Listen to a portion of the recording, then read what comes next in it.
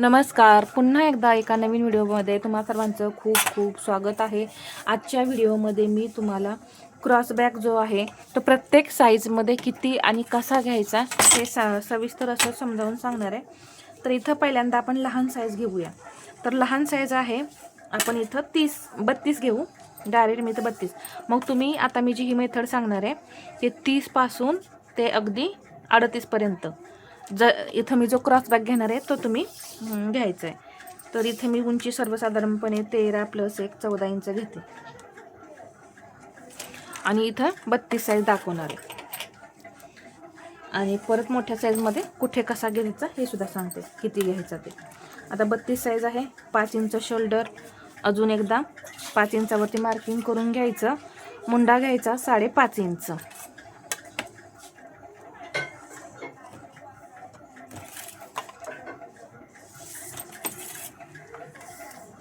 छातीचं माप आहे 8, म्हणजे 32चा चौथा भाग 8, पुढे 1.5 इंच मार्जिन। इथं कंबर 6.5, त्याचा चौथा भाग कंबर 6.5, त्यामध्ये 1 इंच टक्ससाठी 7.5, आणि पुढे हे 1.5 इंच मार्जिन।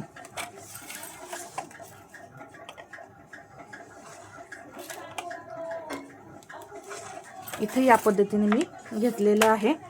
आता इथे मात्र क्रॉसबॅक अर्धा इंच द्यायचा। तर 32 पासून 38 पर्यंत तुम्ही हा क्रॉसबॅक अर्धा इंच द्यायचा आहे आणि एक अशी तिरकी लाईन ओढायची आणि इथून आकार जे आहेत ते 1.1च घ्यायचं, याच्यापेक्षा जास्त घ्यायचं नाही। आणि हा आकार असा देऊन घ्यायचा। दिल्यानंतर परत इथे सुद्धा हा आकार असा 1/2 इंच आतमध्ये येऊन द्यायचा आहे, पहा असा।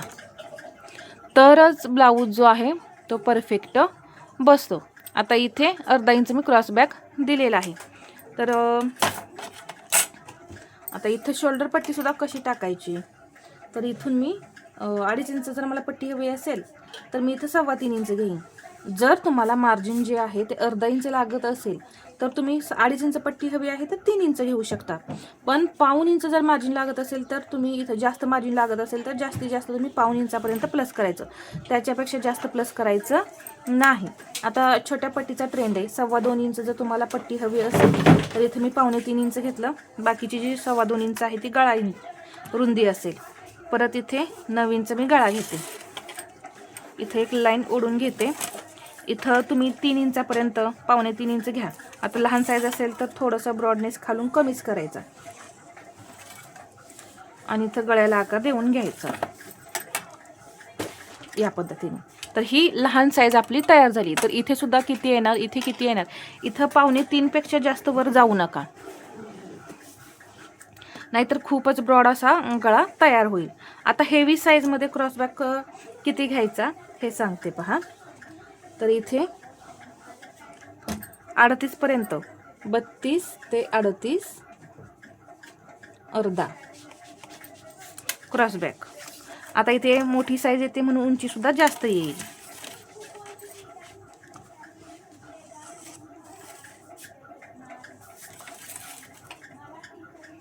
इथे ही मी उंची घेतली। आता इथे शोल्डर सुद्धा आपण 5.5 इंच घेणार, 5.5, इथून 5.5, मुंडा 6, 40 साईज घेते। आता 40च्या पुढे इथं मी जे सांगते ती पद्धत वापरा। इथे 10 इंच 40चा चौथा भाग आणि हे पुढे 1.5 इंच मार्जिन आणि हे कंबर जोडून घ्यायचं।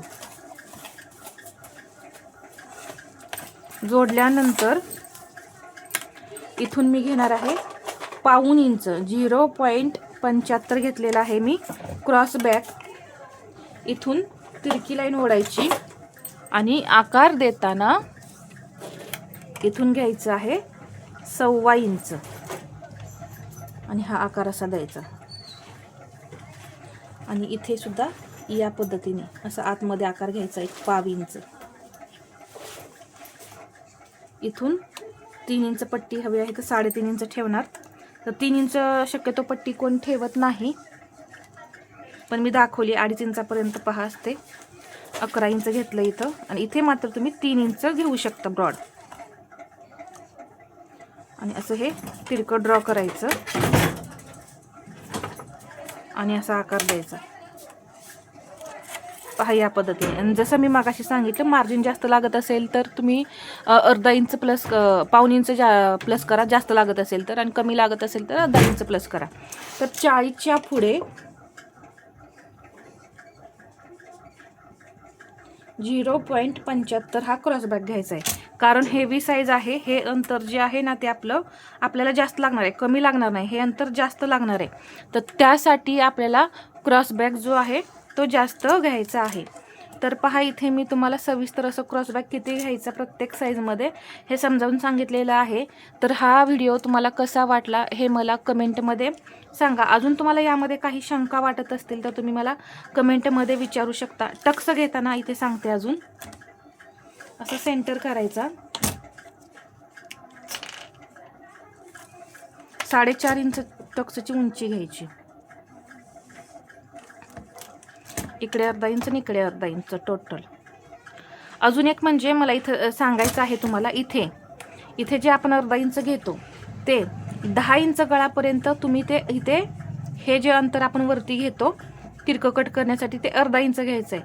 11 आणि 12 इंच गळा जेव्हा डीप असेल त्यावेळेस इथे पाऊण इंच 0.75 इथे वर घ्यायचं.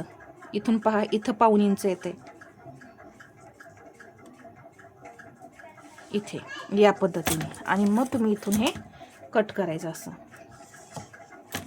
जेव्हा 10 इंचाचा गळा असेल अर्धा इंच घ्यायचं, आणि 11-12 इंच गळा असेल तेव्हा हे पाऊण इंच घ्यायचं. कारण जेवढा डीप गळा तेवढं ते पसरतं आणि हा भाग असा खाली जातो.